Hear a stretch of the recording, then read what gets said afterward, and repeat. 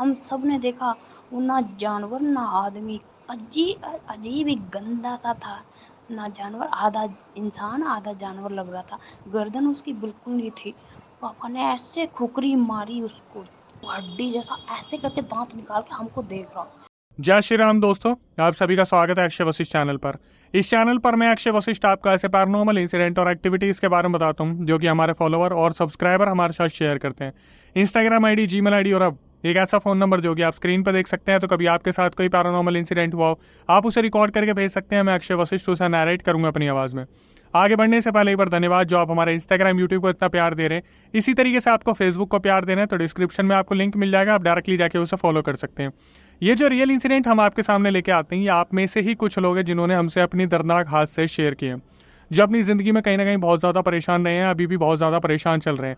जो लोग नहीं चाहते कि आगे आने वाली जनरेशन अपने ऊपर कोई ऐसा भार उठा ले जिसे वो ज़िंदगी भर हटा ना पाए। आज का जो पूरा रियल इंसिडेंट है ये हमें यशु ने शेयर किया है।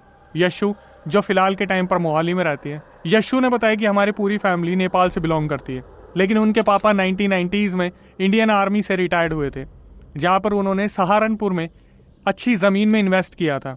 वो ज़मीन उन्हें बहुत सस्ते में मिल गई थी।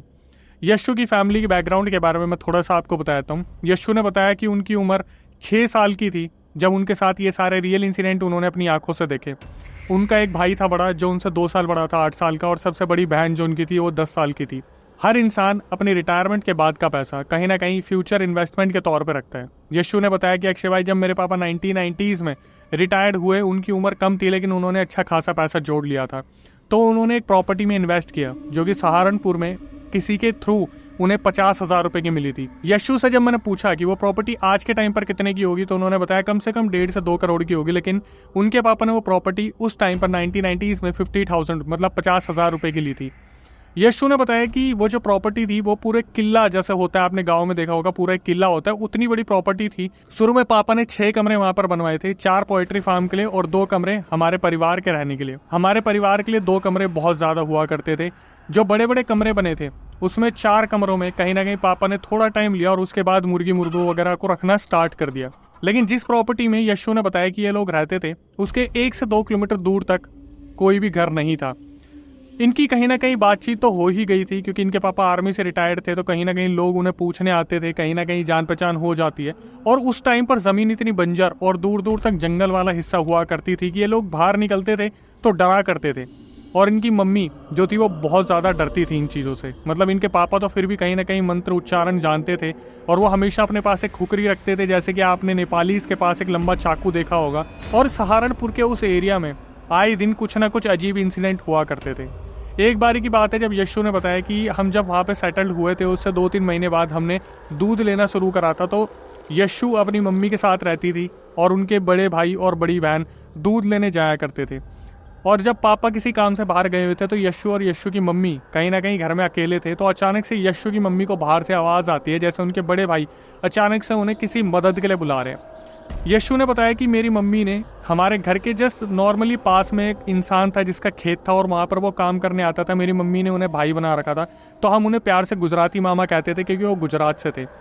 जब गुजराती मामा ने इस आवाज़ को सुना तो वो समझ गए कि कोई छलावा है जो मेरी मम्मी को बाहर बुलाने की कोशिश कर रहा है। तो गुजराती मामा फटाफट हमारे पास भाग के आए और उन्होंने बोला कि तुम्हें कोई आवाज़ आई? तो यशु ने अपने कान से सुना कि मम्मी ने बोला कि हाँ, मेरा बेटा मुझे बुला रहा है। तो गुजराती मामा ने कहा जब तक 3-4 बार आवाज़ ना आ जाए बाहर मत जाना, ये छलावा है।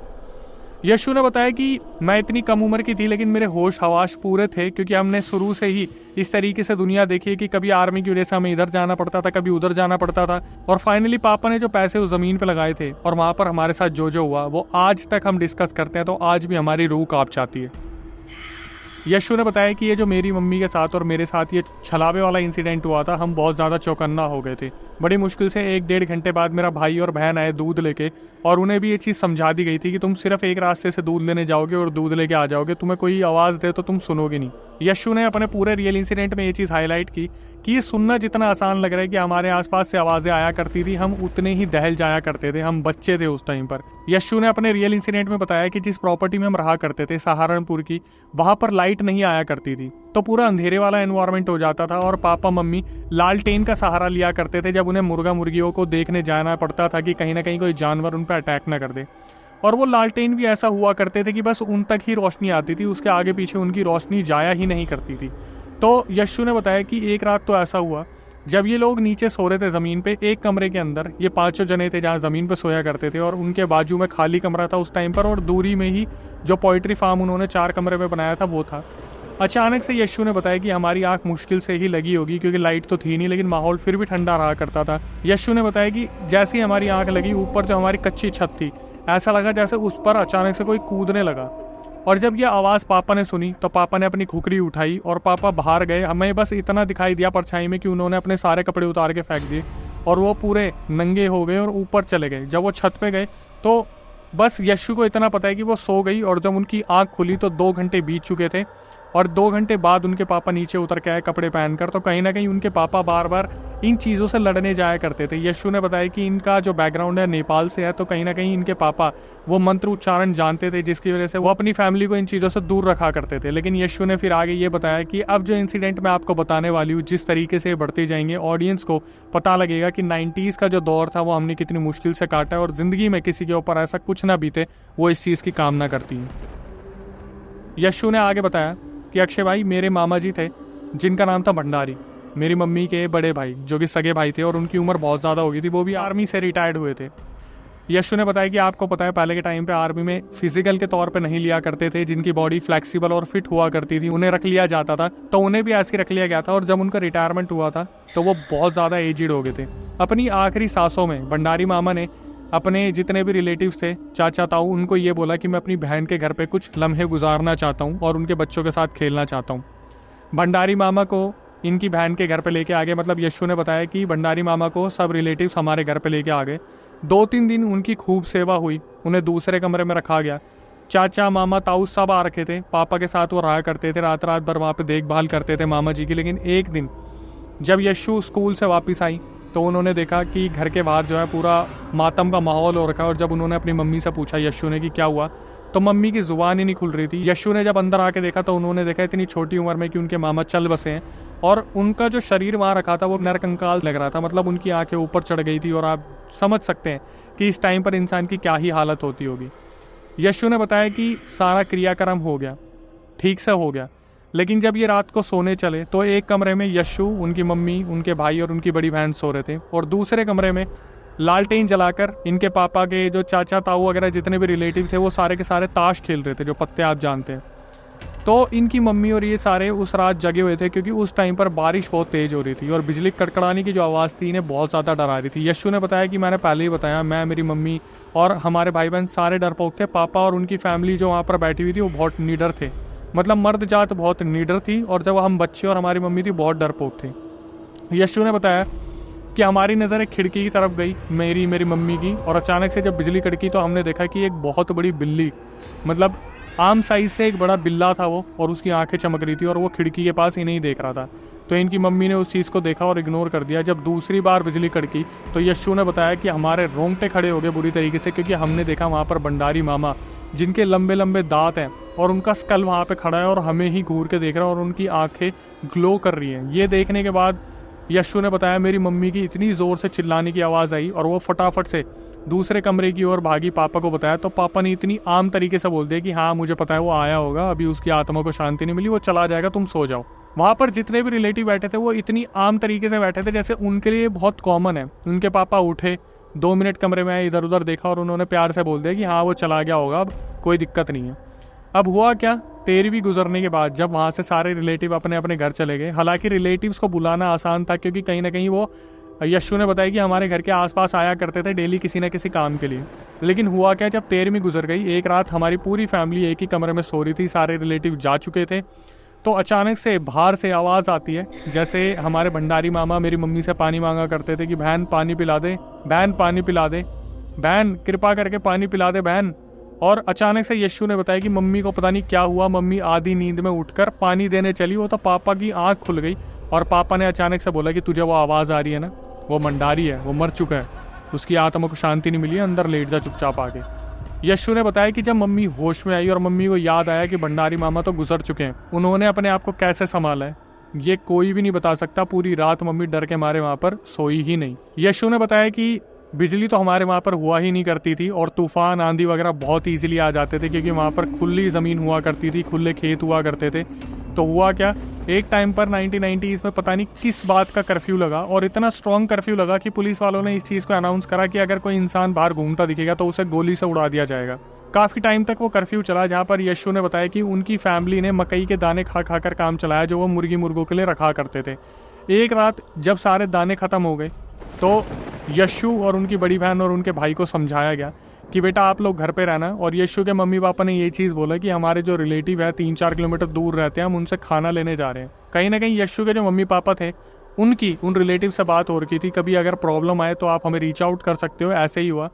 तो यशु के मम्मी पापा बिल्कुल अंधेरे में जंगल की तरफ से निकले जहाँ पर कर्फ्यू में उनके ऊपर अटैक ना हो, और ये बोल के गए थे वो कि बेटा हम रात तक आ जाएंगे, तो कुछ भी हो तुम लोग घर छोड़ के मत जाना, और घर छोड़ने की अगर नौबत आए तो तुम्हें पता है कहाँ जाना है। अब ये जो कहाँ जाना है क्वेश्चन, ये मैं आपको बाद में बताऊंगा। हुआ क्या, शाम के टाइम पर जो मम्मी पापा थे इन तीनों को छोड़ के निकले कहीं खाना लेने के लिए, और यशु ने बताया कि अक्षय भाई धीरे धीरे रात के 9 बज गए, 10 बज गए, 11 बज गए, 12 बज गए, और 12 बजने के बाद हमारे घर के आसपास वही सारी एक्टिविटीज़ होना स्टार्ट हो गई जहाँ पर नल के अपने आप चल जाते, पेड़ पे से कूदने की आवाज़ आती, हमारे छत पे से कूदने की आवाज़ आती, बार बार हमारे बर्तन बजते, और कहीं ना कहीं ऐसा लगता जैसे हमारे घर के आसपास कोई है। ये 3 बच्चे एक साथ थे, जहाँ पर यशु ने बताया कि मैं तो सबसे छोटी थी, मेरी जो सबसे बड़ी वाली बहन थी वो इतनी ज़्यादा समझदार थी कि वो हमें कहानियाँ सुनाने लगी हमारा ध्यान इधर उधर करने के लिए, और वो हमें घेर के बैठ गई, और बार बार उसका ध्यान सिर्फ किवाड़ की तरफ ही जाता था कि कब मम्मी पापा आएंगे, लेकिन मम्मी पापा का कहीं दूर दूर तक अता पता नहीं था। जब रात के 2 बज गए तो इन्होंने फैसला लिया कि अब जहाँ पर मम्मी पापा ने बताया था अब हमें वहाँ पर जाना पड़ेगा, क्योंकि अब हम घर में सेफ़ नहीं हैं। जो सबसे बड़ी वाली बहन थी, इन्होंने अपने भाई बहन का हाथ पकड़ा और ये सीधा 1-1.5 किलोमीटर दूर भागने लगे जहाँ से ये दूध लेके आते थे। वहाँ पर जो इनके पापा थे उस औरत को उन्होंने बहन बना रखा था, वहाँ पर ये तीनों पहुँचे और वहाँ पर चिल्लाने लगे ज़ोर ज़ोर से, आंटी को बुलाने लगे जो इनकी कहीं ना कहीं बुआ लगी। बहुत देर तक चिल्लाने के बाद वो बुआ जी बाहर आती है और बोलती है बाहर रुक जाओ तुम तीनों, अभी तुम घर में नहीं आओगे। वो औरत अंदर गई और कहीं ना कहीं अपने साथ गंगा जल लेके आई, गंगा जल छिड़का और अंदर बुलाया, फिर पूछा कि बेटा क्या हुआ अब मुझे बताओ। तो इन तीनों ने बताया कि हमारे घर में खाने का सामान ख़त्म हो गया, पापा मम्मी हमारे दूसरे जो रिलेटिव्स हैं उनसे सामान लेने गए हैं, तो हमें कहा था कि अगर हम लेट हो जाए तो हम आपके पास आ जाए। तो जो बुआ जी थी, जो बनाई हुई बुआ जी थी मुँह बोली, उन्होंने पूछा कि तुम्हारे घर में ऐसा क्या हुआ जो तुम भाग के यहाँ पर आ गए। तो जो तीनों थे उन्होंने अपनी अपनी ज़ुबान में बताया कि हमने ऐसा देखा वैसा देखा, छत पे कोई कूद रहा था, इधर उधर कुछ हो रहा था। और आप बिलीव नहीं करोगे उस टाइम पर उनकी बुआ ने भी ऐसे रिएक्ट किया कि कहीं ना कहीं ये चीज़ें वहाँ पर होती थी, क्योंकि बुआ जी ने भी गेट नहीं खोला था स्टार्टिंग में। जब उन्हें लगा कि 4-5 आवाज़ आ गई तब उन्होंने गेट खोला और गंगा जल से इनका स्वागत किया था। अब आगे क्या हुआ, बुआ जी ने इन तीनों बच्चों को भी समझा दिया कि देखो बेटा मेरा बुजुर्ग शरीर है और मेरे को कहीं ना कहीं नींद आती है, तो मैं सो रही हूँ, अगर तुम्हारे मम्मी पापा आ जाए और एक बार आवाज़ लगाए तो बाहर मत जाना, जब 5-6 आवाज़ आए और वो बार बार गेट खटखटाए तब समझ जाना कि वो आ गए। 3 बज गए थे। यशु ने बताया कि मैं अपनी बहन के साथ थी और भाई भी वहीं पे था, हम तीनों अपने मम्मी पापा का वेट कर रहे थे। अचानक से रात के 3 बजे बाहर से आवाज़ आती है जैसे हमारे मम्मी पापा आ गए। जैसे ही ये तीनों आगे बढ़े गेट खोलने के लिए, तभी इन्हें बुआ जी ने रोक लिया और बुआ जी ने इन्हें बोला कि नहीं है तुम्हारे मम्मी पापा नहीं है। और ऐसा ही हुआ, ये चारों जने 2 घंटे तक वेट करते रहे। सुबह 5-6 बजे एक्चुअली में इनके मम्मी पापा आए थे खाना लेके, जो दूसरे रिलेटिव से लेके आए थे, और जब गेट पे नॉक नॉक करा और बहुत बार आवाज़ लगाई तब जाके इन्होंने गेट खोला, तब पता चला कि मम्मी पापा अभी आए हैं। तो सहारनपुर में 1990s में ऐसा क्या होता था जहाँ पर छलावे, भूत प्रेत, डायन चुड़ैल ये इतनी आम बात हुआ करती थी। अब यशु ने बताया कि अक्षय भाई इसके बाद भी हमारे घर के आसपास की घटनाएं रुकी नहीं और बल्कि इस तरीके से बढ़ने लगी। हमारे जो पोल्ट्री फार्म में मुर्गे मुर्गियाँ हुए करते थे, जब सुबह मम्मी उठ के दाना देने जाती थी तो देखती थी कुछ मुर्गे हैं जिनकी गर्दन मरोड़ दी गई है, कुछ मुर्गियाँ हैं जिनकी गर्दन मरोड़ दी गई है, और मम्मी को ऐसा लगता है कि ये कौन सी बीमारी है या फिर ऐसा कौन सा जानवर आता है जो अंदर घुस के ये कर जाता है। इस दौरान यशु को सबसे ज़्यादा बुरे सपने आते थे। यशु ने बताया कि जब मैं छोटी थी मुझे ऐसा लगता था कि एंटिटीज़ मेरा ही शिकार करती थी। मतलब पूरे घर परिवार में कितनी बार जो छोटी बच्ची थी यशु वो दब जाती थी। बड़े होकर इस परिवार ने ये किस्से बार बार आपस में बताए सुने हैं। तो अगर आपको लगे कि यशु 6 साल की थी, उसने इतना सब कुछ सुना, कैसे बता दिया, तो जब ये बड़े हुए थे ये अक्सर अपने सहारनपुर वाले किस्से को बताया करते थे एक दूसरे को, जहाँ पर यशु को एक एक बात आज तक याद है। और कितने किस्से ऐसे जहाँ पर यशु से जब मेरी फ़ोन पे बात हुई तो उन्होंने बताया कि अक्षय भाई मैं 6 साल की थी लेकिन मेरी मेमोरी इतनी शार्प थी कि मेरे को अब तक एक एक इंसिडेंट याद है कि मेरी नज़रों के सामने क्या क्या हुआ था। अब इसके बाद क्या हुआ, जब मम्मी सुबह जाया करती थी और मुर्गियाँ मरी मिलती थी, तो कहीं ना कहीं पापा ये सोचते थे कि इन्हें दफनाने से अच्छा है कि हम इनको खा लें, क्योंकि खाने का सामान बहुत कम हुआ करता था उस दौरान। तो यशु ने बताया कि उस टाइम पर 5 किलो का कुकर हुआ करता था, जिसमें हम ये सारा चिकन वगैरह बनाया करते थे जब कोई ऐसे हमें हालत में मिला करता था जो गुजर गया है। तो एक रात क्या हुआ, जब वहाँ पर सारे चाचा ताऊ मामा खा के चले गए, तो कुछ चिकन जो था वो बचा हुआ था। रात को सबने खाया और सुबह के लिए उस चिकन को रख दिया कुकर के अंदर। तो सुबह जब यशु के पापा उठे, उन्होंने यशु की मम्मी को बोला कि मुझे थोड़ा सा चिकन दे दो, फिर मैं थोड़ा बाहर जाऊँगा काम पे। तो जब कुकर को खोला तो उसकी हालत ऐसी थी जैसे एक एक बूंद जो अंदर ग्रेवी की होती है, जो क्रीम की होती है, जो वहाँ पर जो सब्जी की होती है, वो इस तरीके से चाट रखी थी जैसे किसी ने पूरी तरीके से उसे साफ कर रखा हो। ये देखने के बाद यशु की मम्मी और पापा बुरी तरीके से घबरा गए कि हमारे घर के अंदर कैसे कोई आ गया। पापा ने डिसाइड करा कि इस घर के अंदर जो भी हो रहा है अब उसका सॉल्यूशन करना पड़ेगा। तो कहीं ना कहीं पापा ने क्या करा, जो मरे हुए मुर्गे थे उनका चिकन बनाया और खाना खाया, और जो बचा हुआ चिकन था वो कुकर में रख के और उसी कमरे में रख लिया जिसमें हम सो रहे थे। यशु ने बताया मैं भी जग रही थी, मेरी मम्मी भी जग रही थी, भाई बहन भी जग रहे थे, पापा भी जग रहे थे। बड़ी मुश्किल से 2 मिनट की आंख ही लगी होगी, तभी इन्हें अपने घर में ऐसा फील होता है जैसे कोई आया है और कुकर को कट करके खोलने की कोशिश कर रहे हैं। जैसे ही इनकी आंख खोली, यशु ने बताया अक्षय भाई आप बिलीव नहीं करोगे, कुत्ते जैसा कोई आकार का कोई जानवर, जिसके पीछे शेर की बॉडी पे, तेंदुए की बॉडी पे जो दाग धब्बे होते हैं ब्लैक कलर के, वो थे। और जब यशु ने अपनी आंखों से देखा, उनकी मम्मी उनके पापा सब ने, कि उस तेंदुआ था, वो जानवर था, क्या था कि उसका मुंह ही नहीं है और कुकर अपने आप बज रहा है और अपने आप खुल रहा है। तो यशु के पापा ने क्या करा, जो उनके पास खुकरी थी वो उठाकर सीधा उस जानवर या उस छलावे के अंदर गाड़ दी, और देखते ही देखता वो छलावा उस खुकरी को लेके वहां से भाग गया। इसको देखने के बाद जो यशु के पापा थे वो बहुत ज़्यादा सहम गए थे कि जो एंटिटी है वो घर के अंदर कैसे आ गई। तो फाइनली अब इन्होंने सोचा कि अब हमें किसी तांत्रिक की मदद लेनी पड़ेगी, और वहाँ के उस गांव के जो सबसे शक्तिशाली तांत्रिक थे उन्हें बुलाया गया। तो जब वहाँ पर तांत्रिक को बुलाया गया और तांत्रिक ने उस पूरी प्रॉपर्टी को देखा, तो तांत्रिक ने बताया कि इस पूरी प्रॉपर्टी को तो श्राप मिला हुआ है। यहाँ पे आज से कुछ टाइम पहले एक नेता का कत्ल हुआ था, और नेता की गर्दन पता नहीं कहाँ गाड़ रखी है, लेकिन उसका पूरा शरीर आपकी ज़मीन के नीचे गड़ा हुआ है। तो यहाँ पर एक सरकटा रहता है, सरकटा जो पूरी रात यहाँ पर घूमता है, और वो जो सरकटा था उसने छलावे का रूप लेके इस तरीके से वहाँ पर कुछ मीट वीट को खाने की कोशिश करी होगी, जिसे आपने देख लिया है। और इन्हें बोला भी गया था कि अगले 6-7 दिन में घर खाली कर देना। तो जो यशु के पापा थे उन्होंने उस तांत्रिक से बहुत बहस की कि हमारे घर को ठीक करो, ऐसा कैसे हो सकता है कि हम इतनी प्रॉपर्टी में इन्वेस्ट करने के बाद इस घर को छोड़ दे। तो तांत्रिक ने यही बोला कि जान से बढ़ के अगर आपको ये प्रॉपर्टी लगती है तो आप यहाँ पे रह लो, 5-6 दिन अगले जो आने वाले हैं उसमें ये पूरा परिवार ख़त्म हो जाएगा अगर आप इस घर को छोड़ के नहीं गए। फिर भी कहीं ना कहीं यशु के पापा ने इस जिद को ठाना कि मैं आखिरी बार इस छलावे का या फिर जो भी भूत प्रेत है इसका सामना करूँगा। अब जो चीज़ होने वाली थी वो बहुत ही डरावनी होने वाली थी, क्योंकि जब अगली बार यशु के पापा को घर के बाहर से आवाज़ आई रात को कि कोई एंटिटी आई है, तो जब वो बाहर निकले तो इस टाइम वो जो सरकटा था वो अकेला नहीं था, इनके जो भंडारी मामा थे वो भी आत्मा बन के कहीं ना कहीं उनके साथ दिखे। और यशु ने बताया कि पापा के साथ उस रात बहुत गलत हुआ, मतलब कहीं ना कहीं उनको बहुत मारा गया। पापा को उन्होंने बहुत सामना करने की कोशिश की, लेकिन अगले दिन फाइनली पापा ने ये पूरा प्लान बना लिया कि अब हम इस घर को छोड़ के जा रहे हैं। और जब वो रिलेटिव्स आए और कहीं ना कहीं उन्होंने मदद की यशु और यशु की फैमिली की, सारा सामान उठा के लोग निकले।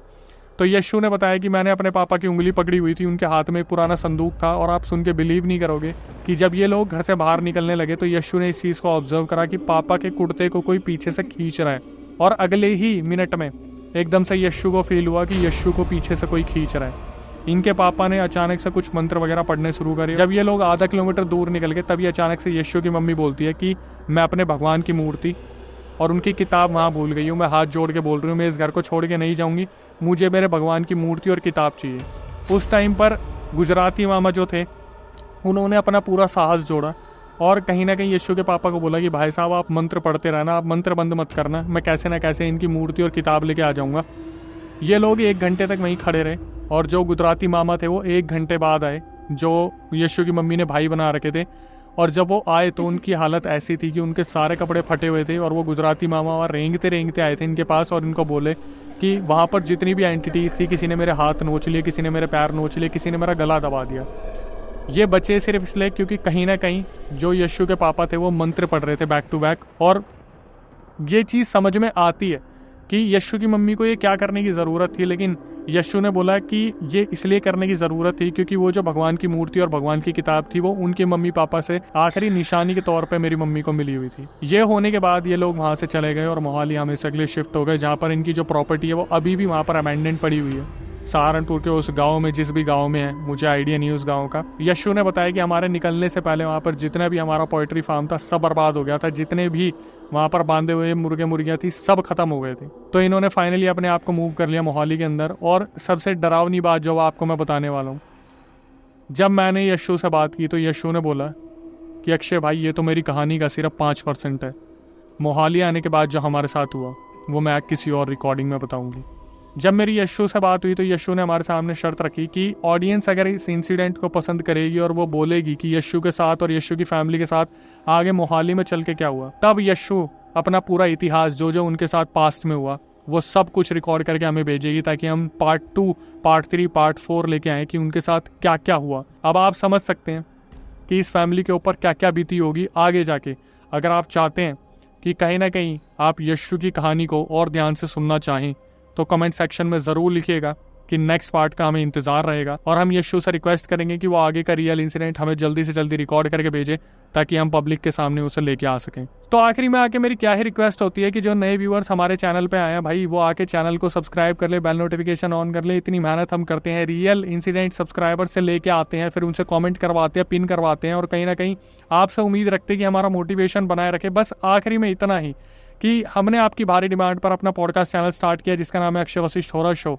आपने रिक्वेस्ट की थी कि पॉडकास्ट मेन चैनल पर नहीं आने चाहिए, तो अब हम मेन चैनल पर नहीं निकाल रहे, अपने दूसरे चैनल पर निकाल रहे हैं। और सबसे मजे की जो बात है कि हम गेस्ट के साथ साथ सब्सक्राइबर्स को भी बुला रहे हैं। तो अगर आप आना चाहते हैं तो मैं आपको प्रक्रिया बताता हूँ। जो स्क्रीन पर और डिस्क्रिप्शन पे आपको नंबर दिख रहा है उस पर पूरा रियल इंसिडेंट आप रिकॉर्ड करके भेज सकते हैं, और नीचे मेंशन कर दीजिए कि अक्षय भाई हम भी पॉडकास्ट में आना चाहते हैं, दिल्ली में हमारा सेंटर है, हमारी टीम एक बार रिव्यू करेगी और फिर आपको बुलाया जाएगा। अब जनता जनार्दन के सामने अपना पूरा रियल इंसिडेंट बता सकते हैं, जहाँ पर वो आपके इंसिडेंट से कहीं ना कहीं अवेयरनेस ले सकते हैं। इसके बाद कभी आपके साथ कोई पैरानॉर्मल इंसिडेंट हुआ हो, आप रिकॉर्ड करके भेज सकते हैं, मैं अक्षय वशिष्ठ उसे नैरेट करूंगा अपनी आवाज़ में। जो यूट्यूब इंस्टाग्राम को आप प्यार दे रहे हैं, इसी तरीके से फेसबुक को प्यार देना है तो डिस्क्रिप्शन में जाकर लिंक को फॉलो कीजिए। और कहीं ना कहीं आखिरी में आके यही बोलूंगा कि माँ बाप जिस तरीके से आपके बचाव के लिए खड़े रहते हैं, अब आपकी उम्र है कहीं ना कहीं बचाव उनका करने के लिए, तो जितना ज़्यादा हो सके उनसे प्यार बनाए रखें। नई वीडियो, नए पॉडकास्ट आने तक stay tuned with the channel. कहती हूँ नहीं मैं उसके बिना नहीं जाऊँगा, वो लेके आओ जैसे भी करके। बेचारा वो जो गुजराती मामा था जो उनको वो बोलता है ठीक है मैं लाता हूँ करके बोला। फिर उसके बाद उसने बताया क्या था कि ना मुझे तो सब लोगों ने पकड़ लिया था, किसी ने मेरा गर्दन पकड़ लिया था, किसी ने मेरा हाथ पकड़ लिया, मेरा पैर पकड़ लिया था, मैं कैसे कैसे भगवान का नाम ले रहा था, कैसे कैसे करके आया। अभी भी मेरा गर्दन दबा रखा था।